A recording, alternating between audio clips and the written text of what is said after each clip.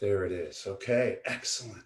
So happy you could all join me this evening, that you could take time to watch this. I'm Dave Nelson, and I'm here with Industry Cooking Channel on YouTube. I'm actually attending an informational shroom Zoom event. I love that. I love that, right? And this is sponsored by Cool Mushrooms up here in the foothills. They're a local mushroom outfit. You know about all these mushroom outfits out there, right? And these guys are getting together with East Sacramento Cookbook Club. This is a Facebook group, okay? And if you're interested in getting together with food people, this is a very nice Facebook club that you can check out, right? So get on over there and check them out. I kind of wanted to get into a mood for this, right? And so I was going to talk a little bit tonight about mushrooms, at least what I know. I'm no mushroom expert. And so I'm going to talk about what I know. Like, I want to talk about some cooking techniques, basically. Hey, what are some basic cooking techniques that mushrooms love, right? Or that love mushrooms and vice versa, okay? We're going to talk about that. I want to talk about a few cuts, you know, with mushrooms. We'll show you a couple of those. And then I'm going to show you a base technique that we use in kitchens. It's really, really simple. It's called Duxelles, okay? Duxelles. And Duxelles is basically, it's a mushroom stuffing or just a mushroom mixture. You can chop up mushrooms, you mix in a little shallots, or you saute with a little shallots and a little bit of herb. And that's really a standard or a basic Duxelles, right? You can do a million things with this. You can take it different directions. And that's what I wanted to talk about later, okay? So we'll be getting into all of that mushroom stuff and Duxelles and all of that in just a little while, okay? It's really simple and good stuff, okay? Before I do that, let's see, I wanted to talk about our very first sponsor. Our marketing team has been working on getting some sponsors for the show, and we finally got our first one. It's probably not a huge surprise who this is. They are a longtime friend of the show. We're talking, of course, about V.MillerMeats, okay? Now, did you know that the average fast food hamburger contains meaty bits from 55 different cows, okay? They did a study. That's the average. 55 cows can be together in one hamburger. And if it's average, that means that some hamburgers have a lot more cows just in one hamburger. Your Whopper has got meat in it from heaven knows where, and it's this mixture of all of these different things, right? So in the age of COVID, you can easily see why this would be a problem, right? This is why I love our newest sponsor and longtime friend of the show. We're talking about V.MillerMeats, okay? Now, V.MillerMeats, for those of you that watch the show, V.MillerMeats is offering 15%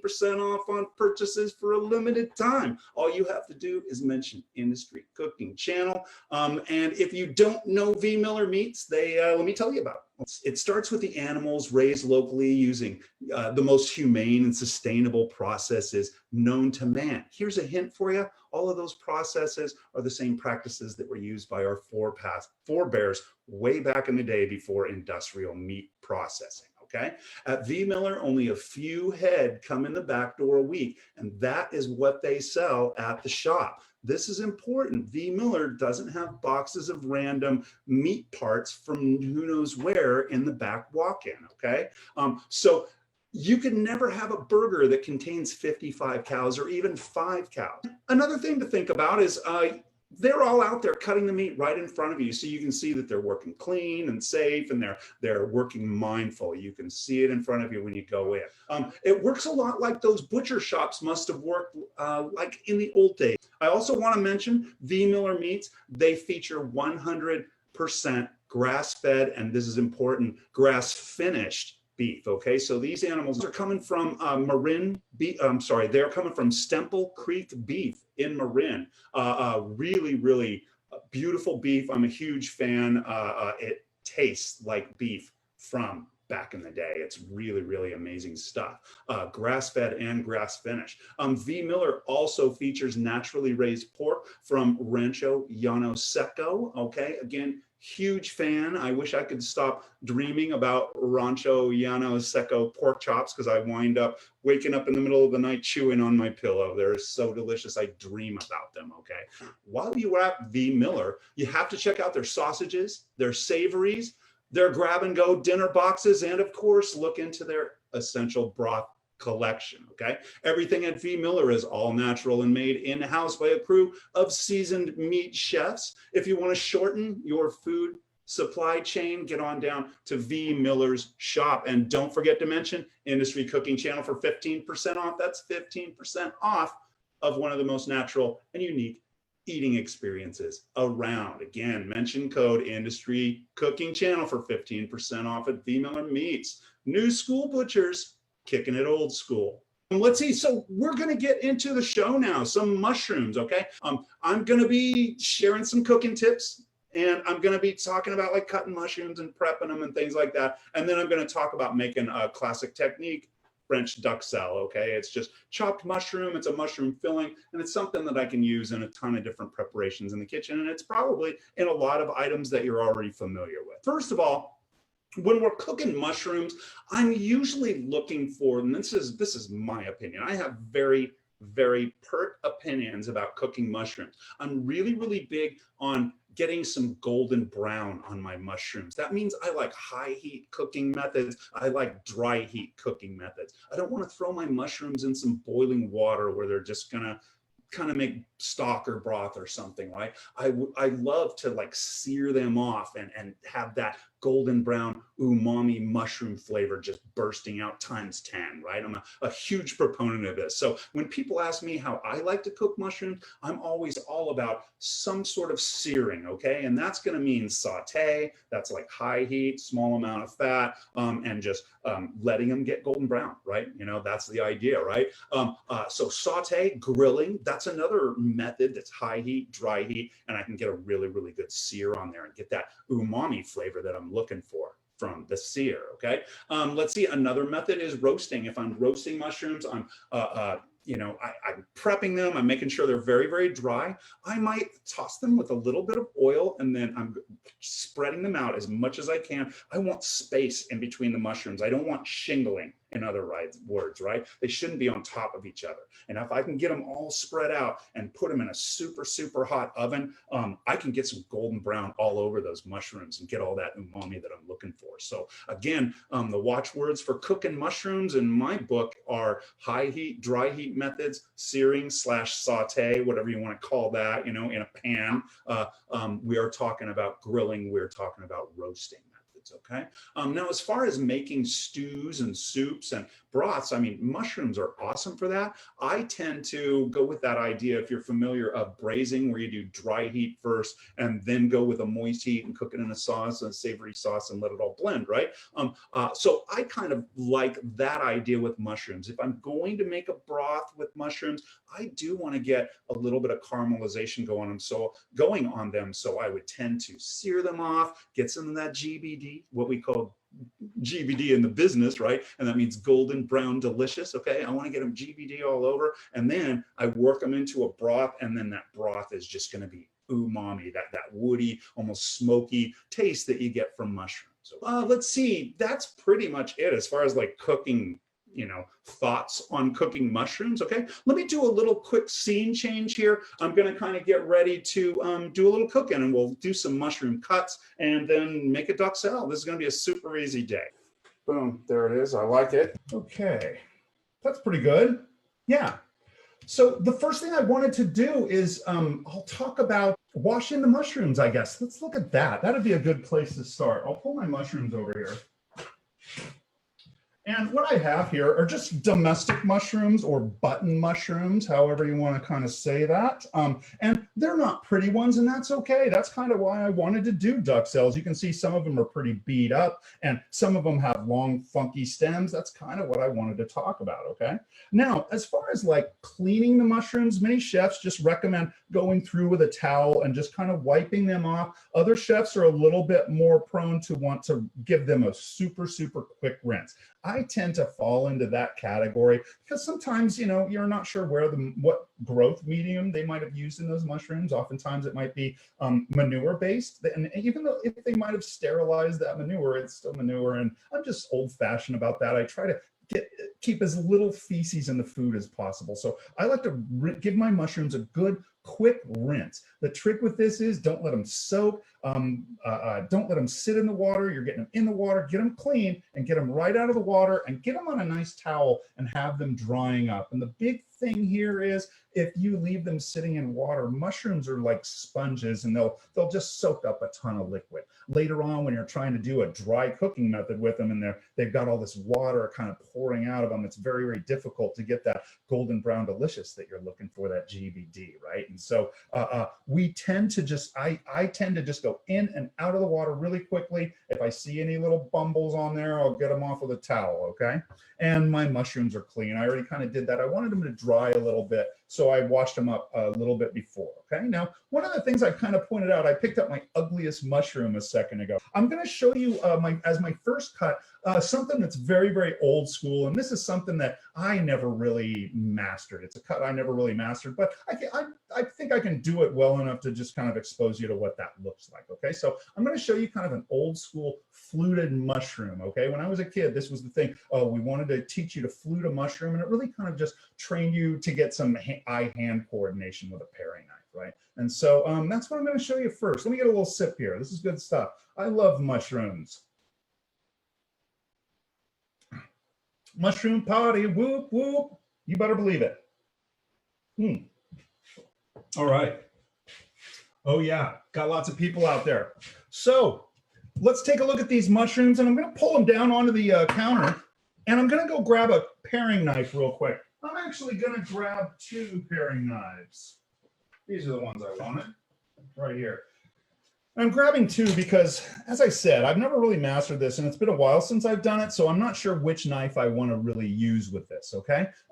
But one thing that is certain is I need a very, very sharp knife, okay? Now, I've got a couple of different knives here. I've got what's called a bird's beak or tournée knife, okay? A very, very small blade. I like this because it's got a very tiny tip and I can make nice curving motions with this, okay? And then I've just got a really, really lightweight, flexible paring knife here. And these are gonna be my 2 go-to knives here to give a try to this tornado mushroom. And let's see, before I get into this, as with any project where I need a really sharp knife, I'm gonna steel my blades before I get into this, okay? So please bear with me. This is good stuff, right? I need to talk about this stuff. You need to see me doing this stuff all the time because stealing a knife just does not happen enough in kitchens. It really doesn't. People need to just work their steel a lot. Keep that with you when you're cooking and give your knife a few strokes here and there. Okay, after I steel that, I'm gonna kind of give it a wipe. And I like to give my knives a wipe too. Boom, there's 1 and 2. Ein und zwei. I'm gonna toss that down and we are gonna start turning a mushroom, okay? This is old school stuff. Turning or fluting is the other word, okay? Now first, this mushroom stem. People always ask me, gosh, are mushroom stems any good? You can use mushroom stems in stocks, if nothing else.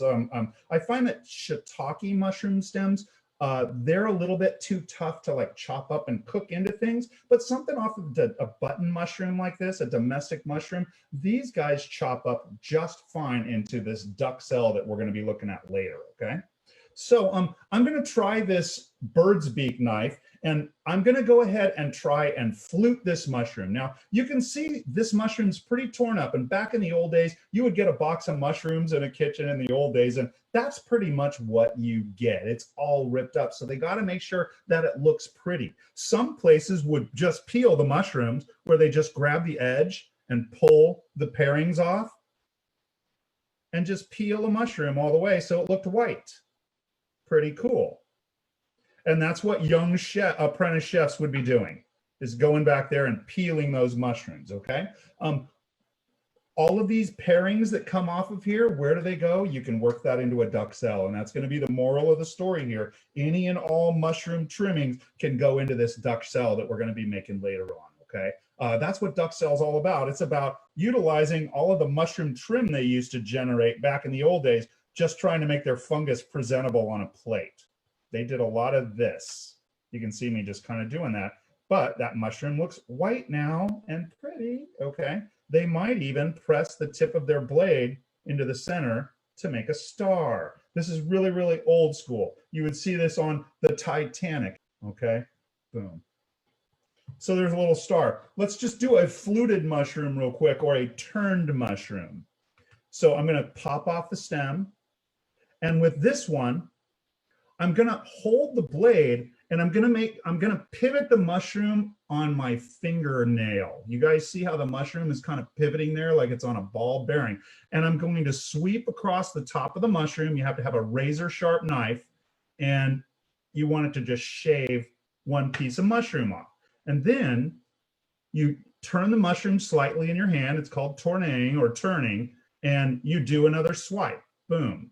And you do another one. Like I said, I never really mastered this technique, but you go around the mushroom, peeling it. This was another method of peeling, but it makes more of a decorative pattern in the mushroom. So I'm kind of sort of getting it here, okay? That's fluting a mushroom. Once it's done, let me see if I can just whip around it. Let me try this other blade, see if I like this. And what I'll do is turn the blade around. This is more what I'm used to. I think I'm more used to this knife.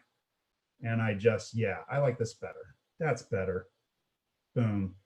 See how I'm just cruising along now? And just turning this knife backwards. This particular knife for my particular fingernail and this particular mushroom, it seems to sit real nicely there, okay? So I've got a pattern. I don't know how well you can see that. I have a pattern, and again, I'm not a master chef at this or anything. That pattern's going all the way around the mushroom.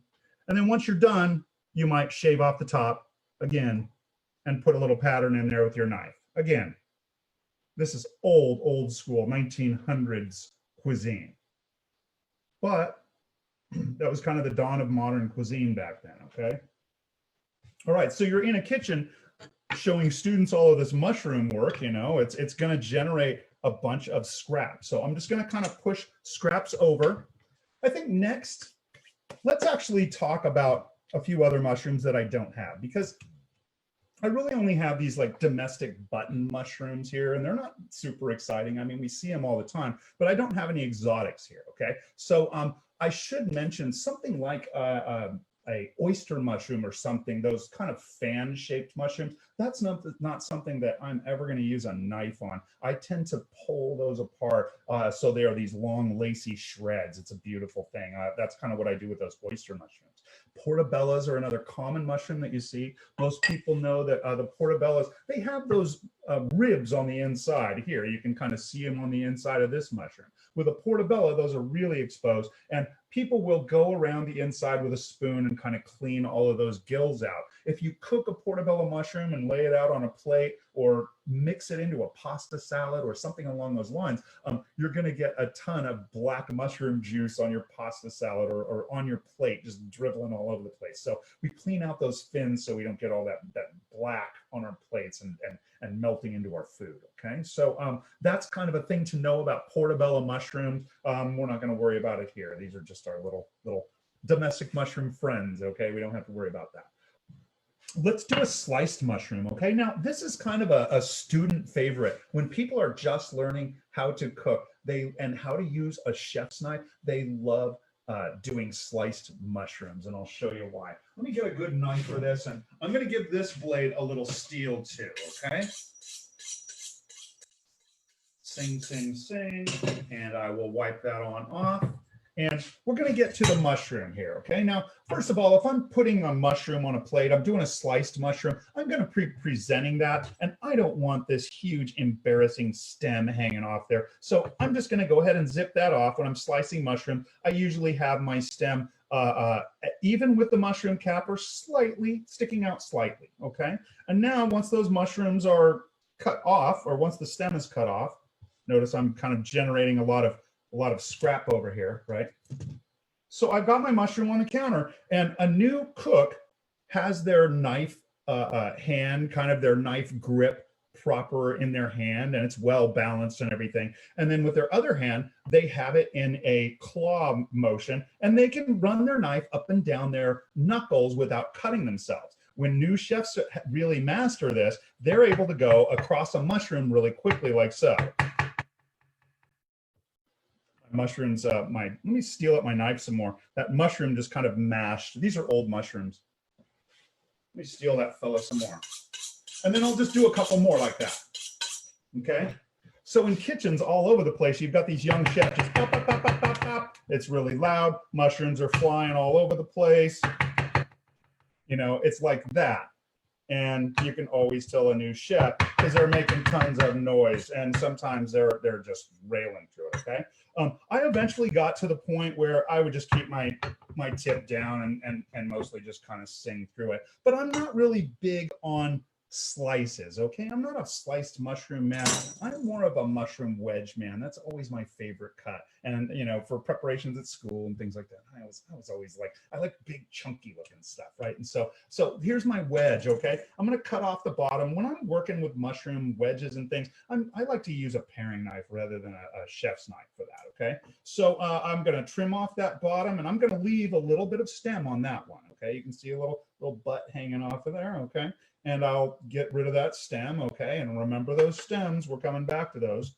Now I'm gonna cut this guy in half, and then I'm just gonna go through in my hand, and quite frankly, I do this with a paring knife like so. So I've got it upside down, and I'm going through the top, down through the stem, from the top to the stem. And so I'll grab a couple of mushrooms at a time so I can kind of whale through a bunch of these wedges.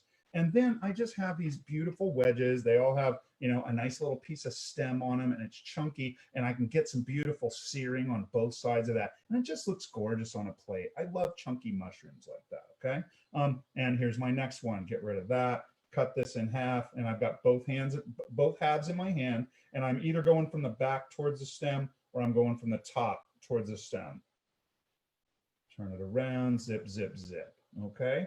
And that's how I handle mushroom cutting. Okay, there's only one more thing to talk about, and that is our duxelles. Okay, now I just threw the stems on top of this thing. I have those beat up fluted mushrooms that are all funky. I just broke it up and everything. All of these funky, ugly mushrooms. And this is something we would like generate in kitchens. Like I said, if you're fluting mushrooms or trimming off stems or something. Imagine if you're doing stuffed mushroom caps, you're going to generate a bunch of stems. I can make duxelles out of that stems, and then with that duxelle, I can springboard into cream of mushroom soup, and I can sell that cream of mushroom soup for like $8 a bowl tomorrow. Okay, so all of these stems and all of this mushroom trim, this is money in the bank right here. Okay, when you're chopping a big amount of mushrooms, I think I want to back up like so. Do that. And let me change knives, because this is nice for, you know, little medium jobs here. But when I'm doing the other one, I like to pull out my, this is my 12-inch Forstner. Okay, that is a really decent work knife. This guy right here has got a little serrated part of it. 2/3 of it are serrated. Not my cup of tea exactly, but otherwise, this is an awesome, awesome knife. But I will switch to a big giant knife. And for these mushrooms, I got one hand. I just kind of keep it out of the way. And I'm just going to work my way through all of this fungus. Nothing pretty. We just want it fast, right? And we're just going to chop it down, go across it again, right? Big knife. And every once in a while, I'll clean up my blade, bring things back to the center if I need to. And we start going through it again. Every time I bring it to the center, it's more efficient when I chop, right? I got a couple chefs hanging out there now. Oh yeah, so you see what I'm talking about. And I just go through the mass again, try not to drop any of these precious, precious mushrooms. And I'm just kind of changing it up. In this motion here, you can see my hand is on top of the blade. When you're doing this chopping motion, don't curl your fingers. That's when they get underneath the blade. Whenever I've got this motion going, my hand on top of the blade, my hand is perfectly flat out. You guys get the idea. This is a lot of mushroom. Fungus. We're getting there. We're getting close, okay? Again, we're going into duxelles here. This is a duxelle cut, just rough chopped mushrooms, sauteed with shallot typically, but you can use onion. And also herbs. It's just those 3 ingredients. It's super simple. 4 ingredients. We're gonna saute in a little butter, okay? But you guys get the idea. It's pretty chunky. I could go even finer, but I kind of like the idea of having these bites of mushroom there, okay? I'll be serving this with a long pappardelle style noodle pasta, and I want little bits that I can kind of pick up with my fork and everything. But that's basically mushrooms chopped for duxelles, but it's not duxelles until we finish things up. Okay, now I'm gonna kind of clean up and do a little scene change. I'll kind of talk while I'm doing that. I'm gonna go ahead and get some pasta water going. This duxelles is gonna cook up super fast, so I'm gonna get my pasta going first and then fire this duxelles and then have the two come together. Heck, half of cooking, the cooking game is all timing, right? And so that's what you're gonna kind of see here. And I'm gonna pull these mushrooms off of here because I got a few more things to cut up for this. There's a few more knife cuts to go, okay? So let me see. Got a little ramen bowl, and I'm gonna get all of those mushrooms in there. Again, you could go much finer with these. I left them kind of rough. I'm kind of a rustic guy. Now, I just love chunky looking food. I really do. Let's talk about some of the other ingredients for our mushroom duxelles, shall we? So I just put some mushrooms in a bowl. Another ingredient, the next thing we're gonna do is I'm gonna cut up a shallot. You guys see that, okay? That shallot's going to town next. And then I am going to have herbs. It's really mushrooms, shallot, and herbs. So for the herbs, I've got a bunch of parsley leaves there, probably more than I need. And then I just got a stem there. We'll clean a little parsley for those guys that have never seen that, right? And then also I have a bunch of thyme. And I've kind of taken to this method of using thyme. It's really difficult to strip the thyme leaves off. It's also horrible to just like chop this up with all of these woody thyme stems in there, right? So thyme is always a kind of a pain, right? I tend to cook the thyme. I'll tie it into a bundle or a bouquet garni, as we call that, okay? I'll tie that into a bundle and I'll cook it into the dish that I'm working with. And at the end of it, the thyme is all softened and it's kind of easy to strip off the leaves of this thing. Really, I just kind of tap it in the dish and like half of it's falling off into it, okay? So I'm just gonna cook this bouquet into my duxelles and then kind of strip it all off. You'll see, okay? This is gonna be super easy. So it's really those things. I'm gonna add a little salt and pepper. Let me grab that. I am going to toss a bay leaf in it, I think. You know, it's very French, you know. We always see that sort of thing. So I'm going to throw a big old bay leaf in there. I think my pasta water's up. Most definitely is. So we'll be dropping my pasta and then scooting it over. And let's see, the last thing that I have for this is a little bit of butter. And I got a little clarified butter that I had for a breakfast class last Monday. And so I'm going to use that to saute in. That is an excellent saute medium for a French duxelles, such as we have here. If you do not have this clarified butter, I would use a pat of butter and a little bit of maybe an olive oil or something like that. Blend the two together, half and half in your pan, and then simmer the water out of that. I want to get a good high temperature. You'll see this in a second. I'm going to want a high heat for this one, okay? But that olive oil keeps your whole butter from burning quite so much. You're still going to get some browning on that butter. All right. Okay, so I'm going to go ahead and drop this pasta, and then we're going to start cutting up some shallots and everything. We haven't even started our duxelles. The pasta is going to be off on the side. All right, and I've got a shallot here, okay? Now, shallots clean up a lot like an onion. I'm gonna take off the root end here. I'm gonna leave the root intact though. So I'm just gonna take off the fuzzy bit, and then I'm gonna take off the top of this onion. I'm actually gonna do it at an angle because this, I said onion. This is a shallot. This shallot has got kind of a weird angle at the top, so I just kind of angled my knife a little bit. And there I've exposed really 2 shallots in one handy package. It's a 2-pack. I'm saving those little end pieces, and I'm going to go over here and I'm going to stir my pasta because in the kitchen we are all about multitasking. All right, now I'm going to grab one of those paring knives I had earlier, and I'm going to grab a piece of the skin on that shallot, and I'm going to kind of peel it back. And I probably just need 1/2 of this shallot. Well, gosh, we'll just do all of it. I think shallots and onions, they're like a vegetable in your dish. It's going to be half the dish. Mushrooms and shallots and herbs. I think I mentioned earlier when you're making this duxelles, you can also use onion instead of shallot if you don't have that. This is French. It's it might even have a little garlic in it, depending on your French grandma. You know, if she throws a little garlic in there. A lot of those French grandmas like the garlic. I'm just saying. Okay, I'm still just kind of trimming up a shallot here, getting the skin off, and we're almost ready to dice these up, okay? I've been doing a bunch of classes on like dicing up onions, and you've probably seen celebrity chefs doing them on Food Network and all, right? Dicing up a shallot is just like dicing up a very small onion, okay? So that's what you're gonna see right now. Now I'm going back to my shallot here. I've got one end that's the stem end where the green part would grow out, and then I've got this stubby end that's the root end, and we're gonna be cutting the stem end. That's where the beautiful stuff is, and the root end is just gonna kind of hold things together. The same is true for this one. On this, here's my stem end, and then my root end is down here. So with this one, I'm going to want a sharp knife. I'm going to steel up again. This is the third time you've seen me steel today. Zip, zip, zip. There's Kathy's out there. Who else? There's Elena. Mr. Nathan's out there. Thanks, guys. Thanks for stopping by. I'm going to kind of wipe that blade a little bit, and now let's do a shallot. Now with the shallot, I'm going to do a few horizontal cuts across the face of this. Again, this is the stem end. The root end is at the back side here. And I'm going to go across the face. And I'm doing really, you know, not too small cuts. I only did 2 cuts. So I'm making maybe about a 1/4 inch dice out of this shallot. Now I'm going to kind of turn the shallot so the stem face of the stem end is kind of towards my right shoulder. And I'm going to go across the top. And I'm going to make some slices. I want to point out my blade is not going all the way through this onion here.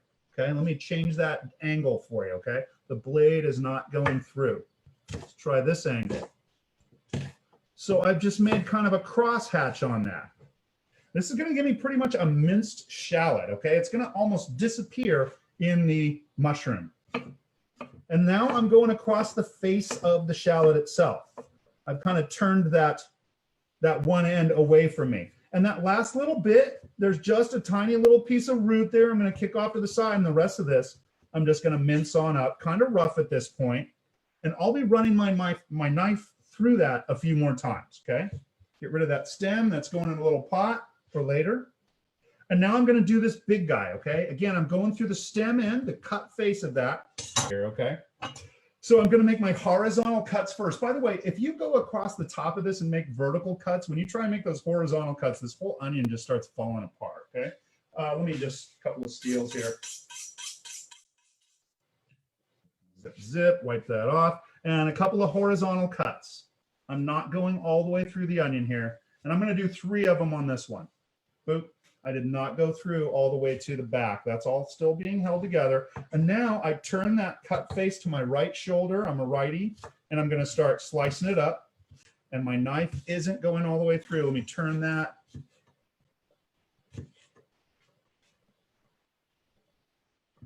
Maybe 2 more cuts, maybe. And it's all still held together by the root. And now I'm going across the face. I've turned the face away from me now. Now we're getting a little closer to the mince, and you can see I have some oddball pieces. I didn't really have a really big root end there. And now I'm just going to run my knife through this thing a few more times. And this is the same motion I was using when I was doing my mushrooms. That chopping motion across the board and just pushing things back to the center.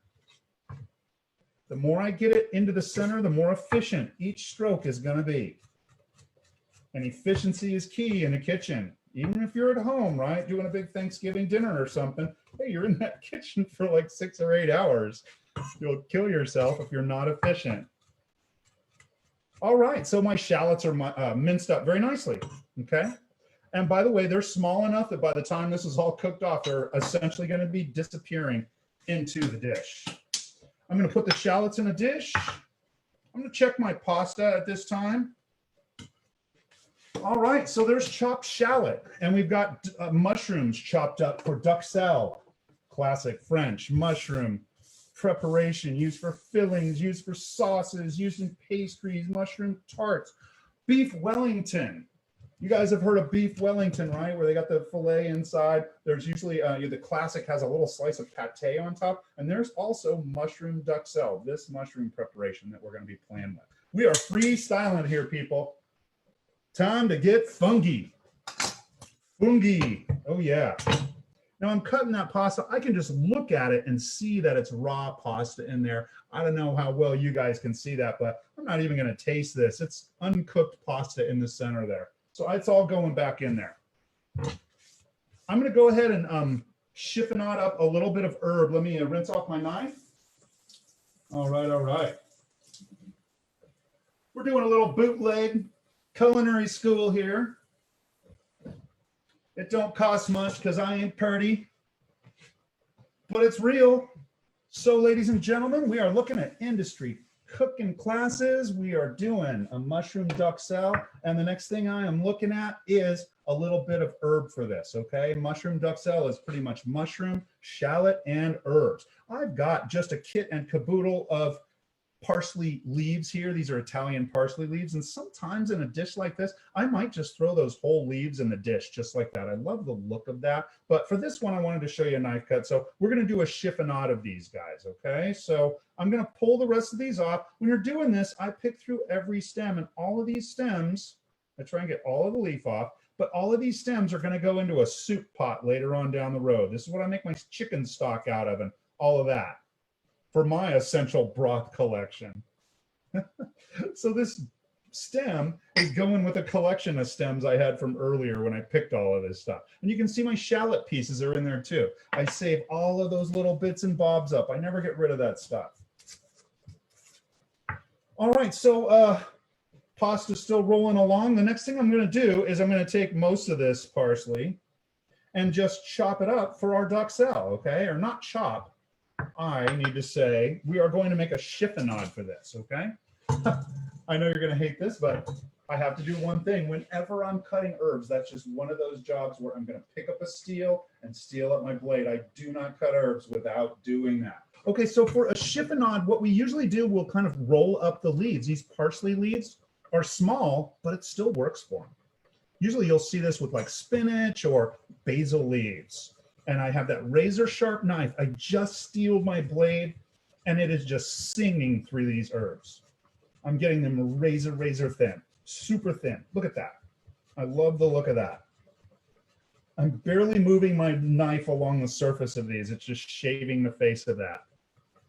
And that is a chiffonade of Italian parsley right there. I love the look of that.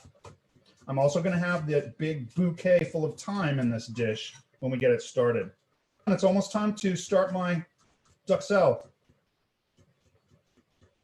my mushroom mixture. I also had a bay leaf here, and that's going to go in the mix. And we are just getting ready to start sauteing. I have two more ingredients that I haven't really talked about. Actually, three. I want to talk about what you're going to see next. But I think it's time to pull my pasta. I just brought another pan into play, and I'm going to start heating this up, okay? This is what we're going to saute some mushrooms in. We talked about high heat, dry heat, and I want to get that pan super hot. So I just turned a flame on about halfway onto that pan. When I say halfway, it's about 5 or 6 out of 10. And that pan's got a good flame underneath there, and it's going to start heating up. I'm going to take a look at this pasta again. And there it is. It's still kind of sitting down in water. So I'm going to pour some of that water off, but I'm saving some of that. So my pasta is just sitting in that little setup there. And I'm going to have it in the back. I might add a little salt to that.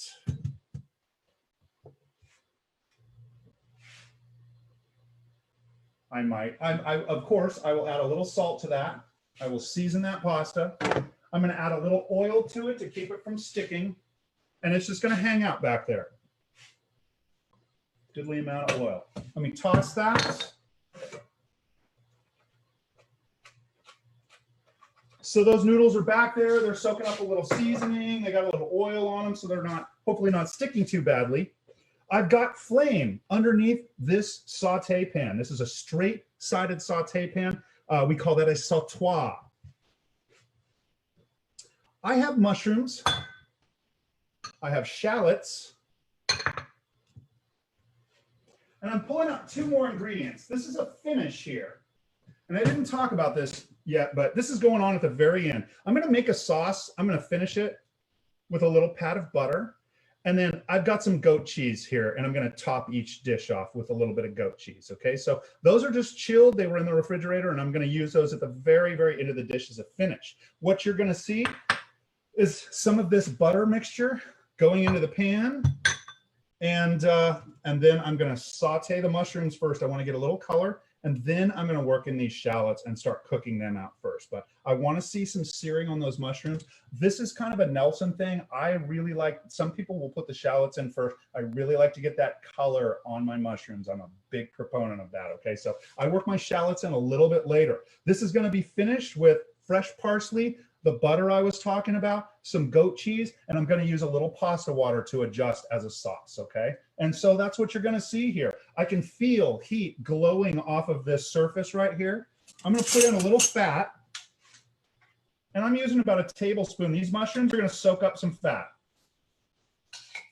A little drop of liquid in there, maybe. I can hear it sizzling. I'm going to kind of nudge a noodle around. Yeah, my noodles are not sticking. I'm checking them.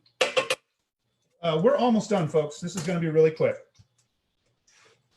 Now that I've got that fat in the pan, I'm cranking the heat. And what I'm looking for here, we're searing. I'm looking for the heat, the oil to shimmer a little bit, which I'm kind of seeing already. But I'm also going to see a little wisp of smoke come off of the surface of this thing. And then I'm going with my mushroom. That's going to be searing heat. You're looking for the smoke point. That's what I'm talking about. I can see the oil shimmering right now. It's shimmering on the surface. And I just saw one little wisp of smoke. And I'm about ready to go. There's another wisp right there. Okay, so I'm going with it. All of those mushrooms, earlier I was talking about spreading them out, okay?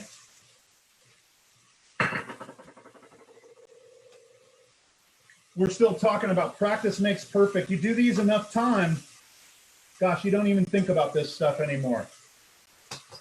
So what I just did is I spread those mushrooms out so you don't have shingling. I want steam to dissipate. I want mushrooms to sear. I don't want to move them around yet. If you notice that the pan is looking dry, add more fat, okay? Those mushrooms are all like sponges. That's a million little sponges in there, and they're all soaking up your fat. So I'm going to add a little bit more fat into the center of this thing.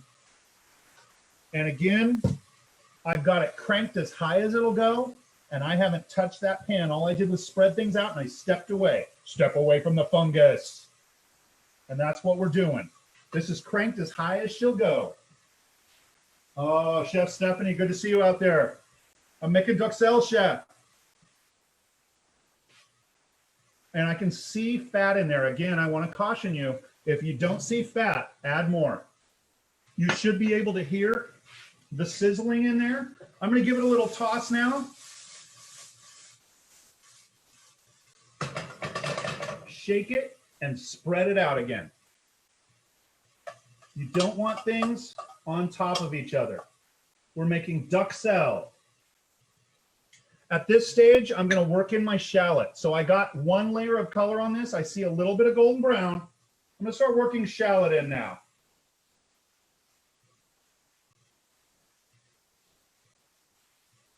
The shallot's just riding on top, starting to soften a little bit, and it'll get down in the oil on the next pass. This is just another thing with me. I mentioned some chefs will start with the shallots. I tend to feel like the shallots get a little burnt by the time I get that color I like on the mushrooms. So personally, I like to start with the mushrooms and then work my shallots in a little bit later.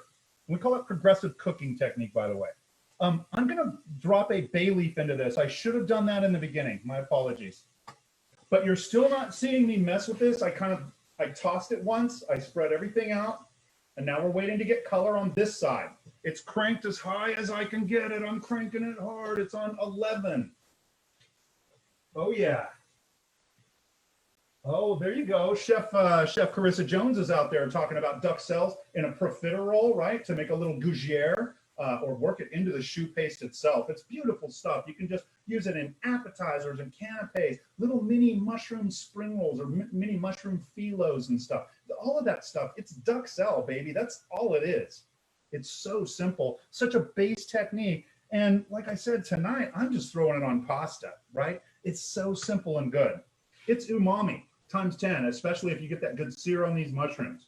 GBD, baby. Okay, I'm giving it another little toss. Some chefs might do a little white wine. I'm going without today, okay? You add a little white wine, hey, that's a variation. You can go that direction. Another technique is once these are cooked off, what you might see is someone adding cream to it, and then you simmer that cream until the water evaporates out of it, and the cream gets thicker and bubblier and everything, and you've got yourself a cream sauce, instant cream sauce. Or you can keep reducing it and get it even thicker, and now you've got a creamy mushroom stuffing, and you can even finish it with, you know, cool it, finish it with chunks of goat cheese or something like that in there. It's like this mushroom goat cheese stuffing. We're gonna have mushroom and goat cheese tonight on our pasta. It's gonna be beautiful. I think I'll work a little salt into this. Oh, I forgot to put my thyme in there as well. I wanted to have my thyme in there. I'm gonna mix that on in. I'm a bad chef today. Let me kind of get that tossed in there. And we're just really working up more color on these mushrooms and kind of getting the shallots translucent. It's looking quite beautiful. Let me get it down there for you. And I'm just kind of softening up the thyme in there, and we'll strip some of those thyme leaves off. It gets a little easier to strip if it gets a little warm in there. So I've got some ingredients on deck. I've got a little parsley to finish over here. I've got butter, and I've got goat cheese for the finish. And I still have a little pasta water to kind of work into this to kind of generate a sauce. It's going to be good stuff. Oh, we could sell that for $5. Easy. All right. This one just happens to be screaming black pepper to me, so I'm going to work a little black pepper in there. I can hear my thyme leaves kind of popping in there. And I'm putting in some kind of heavy cracked black pepper in this. I want to see a little black pepper on the finished pasta even. This is French cooking. That black pepper just kind of works with this. And we're still just getting color on these guys. That shallot is kind of still kicking out a little bit of steam. And it's keeping those mushrooms from getting maybe too colored. But this just looks like a sauteed pan full of umami right now. Those little mushroom bits are super golden brown, and this is going to taste like mushrooms times 10. So in order to start the sauce, I'm going to need a little bit of moisture in this pan. I'm going to turn things way, way, way down, and I'm going to grab a little bit of that pasta water.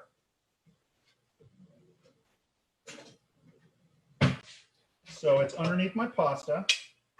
And this pasta water has a little bit of body to it. It has a little salt in it, you know, that kind of thing. Yeah, I think that's good.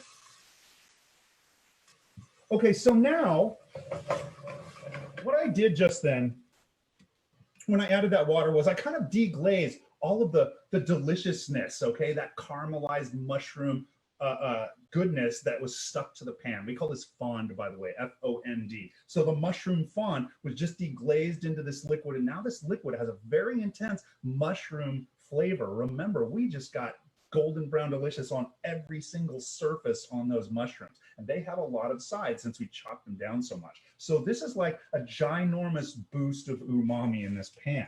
It's still kind of cruising along. You can see I got my herbs in there, and they're kind of loosening up and falling off into it. You can see the little leaves going in there. And the next thing I want to do is I'm going to go ahead and finish this with just a little pat of butter, and that's going to just kind of coalesce everything more into like it's going to change it from mushrooms in mushroom water to mushrooms in like a mushroom butter sauce, okay? In order to do this, what we want to do is we want to turn off the heat, and we're just going to take a little pat of butter, and we're going to swirl it into the dish. That's a pretty good sized pat of butter, actually, okay? But let me show you what this looks like, okay? This is called mounting with butter, or monter au beurre. And I'm just going to keep things moving.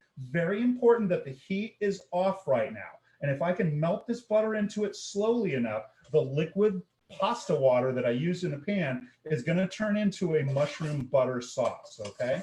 If you added white wine in there, it would be a white wine mushroom butter sauce, and so forth, okay? And so that created a beautiful little mushroom sauce on top. I can add in my fresh parsley at this time. I'm kind of doing some finishes here. And I added a lot of parsley. I love fresh herbs, so I use a lot of them. Let me get a little closer in here. It's starting to look really quite nice, actually. I've got this buttery looking sauce that took about 2 seconds to make once I had all the mushrooms kind of sauteed off, okay? I want to get a little taste of this to see where I am before I start plating, so please forgive me. You're going to see me sticking spoons in, oh my goodness, spoons into mouths and things. Let's get back over here. I'm going to go a little pinch more of salt, but otherwise it's screaming with flavor, and it's just mushroom, right? It's so simple and delicious. A little bit more salt. Let's try that again. I've got to let that dissolve in there. I just threw salt on top.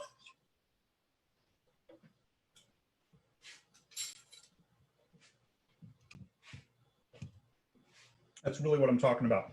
I want to strip off some thyme stems. So it kind of looks like this. It's a little warmish, but it's not too bad. And I just kind of strip off some thyme leaves into it as much as I can. And then I just shake it out and discard it. Or I might throw it into a stock pot.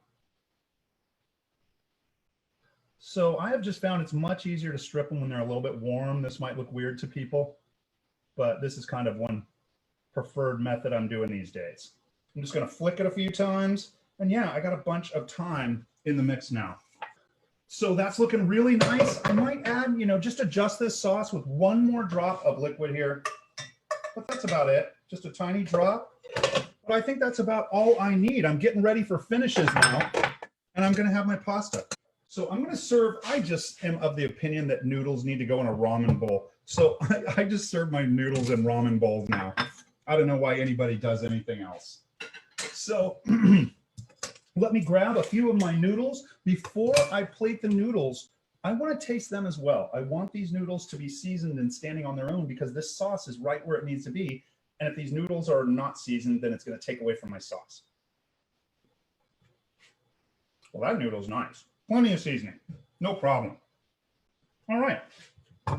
So what I'm going to do is plate a little bit of noodle. Little bit of noodle, baby. Beautiful. And then I think I will drop a little bit of my mushroom duxelles butter sauce over it.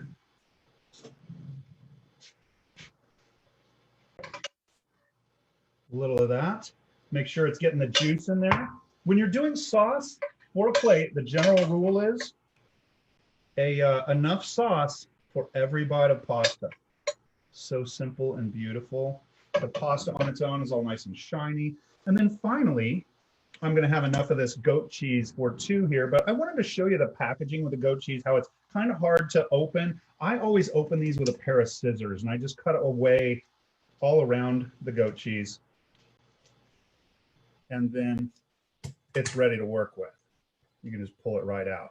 Once I get it here, I'm just going to do half of this for the portion here. So I will use my little bird's beak to cut it in half. And then to crumble it, I can either use my fingers, but if I'm doing a bunch of plates, I tend to use a little screen to do this. And I'll just push my goat cheese through that.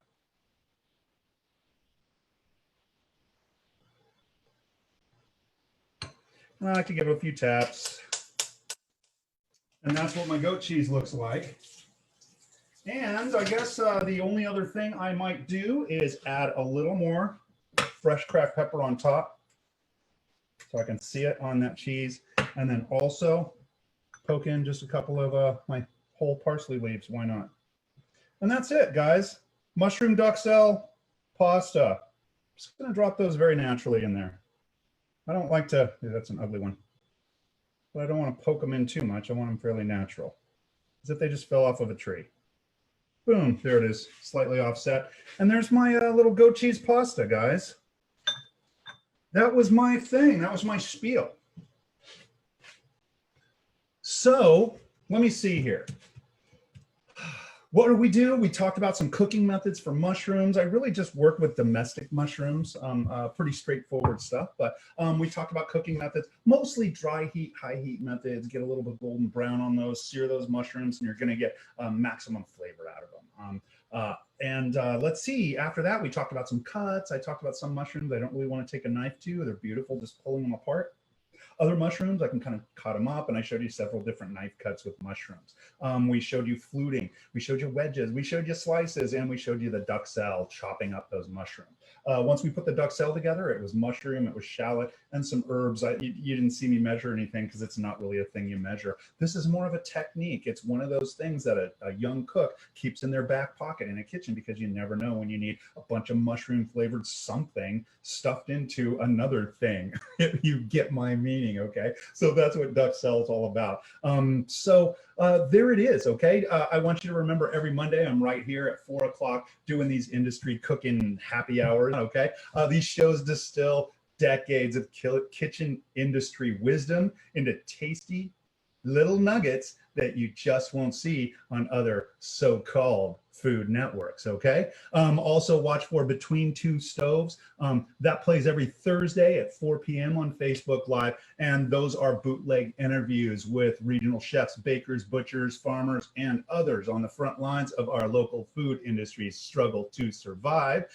To watch any and all of this stuff live, come to the industry cooking community on Facebook and join up. It's a great bunch of people over there. You can interact and play along with other food-minded folk over there. And then also to catch anytime, you can watch Industry Cooking channel over on YouTube. I've got tons and tons of these videos. I'm just cranking them out 2 a week, an interview and a cooking show every week. Okay, so go on over there and check me out. It's like culinary school online for free. I'm just kind of laying it all down, okay? Let's see, one more thing. Don't forget to get down to V.MillerMeats, our very new sponsor, and mention industry cooking classes for an extra 15% off on all of your meaty needs, okay? I think that is everything I got. Just a few little things at the end that I always say, folks, please don't forget to be true to your food, okay? It'll never be fake.